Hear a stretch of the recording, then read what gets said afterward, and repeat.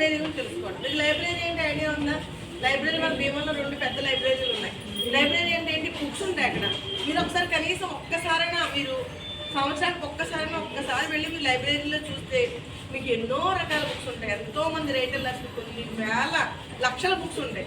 ఆ బుక్స్ మనకి మీకు ఎవరికి కూడా బుక్స్ అలవాటు లేదు, బుక్స్ చదివే అలవాటు లేదు. ఎందుకంటే ఫోన్స్ అలవాటు అయిపోయింది మీకు. దానివల్ల మీకు బుక్స్, మీ పేరెంట్స్ కూడా బుక్స్ చదివే అలవాటు పోయింది. ఒక జనరేషన్ నుంచి బుక్స్ చదివే అలవాటు పోయింది. సో మీరు బుక్స్ ఎప్పుడైతే తెలుగు చూడండి మీకు ఎన్ని తప్పులు ఉంటాయో. తెలుగు సరిగ్గా చదవలేరు, తెలుగు సరిగ్గా రాయలేరు. ఇవన్నీ ప్రాబ్లమ్స్ ఏంటి? మీరు బుక్స్ చదవలేకపోవడం.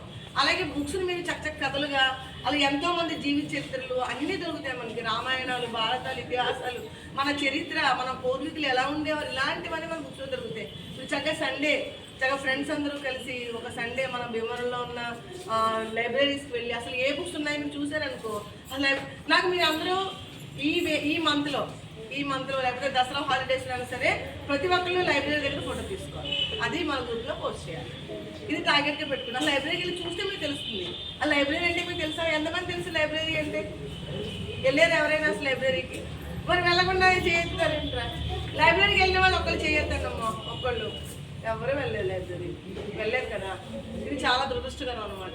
అలా ఎదిగే పిల్లలు తెలుసు, విజ్ఞానం రావాలంటే, జ్ఞానం తెలియాలంటే బుక్స్ చదవాలి, బుక్స్ చదవాలంటే లైబ్రరీకి వెళ్ళాలి. సో మీరు మన ఇయర్ టార్గెట్ ఏంటంటే ప్రతి ఒక్క చైల్డ్ మన స్కూల్లో ఉన్న పిల్లలు లైబ్రరీకి వెళ్ళాలి. లేకపోతే మనం ఖచ్చితంగా అది ప్రోగ్రామ్ అలా పెట్టుకుందాం. టీచర్ అయినా పిల్లలకి ఆ క్లాస్ టీచరు పిల్లల్ని తీసుకెళ్లే ప్రోగ్రామ్ అలా పెట్టుకుందాం. ఓకేనా?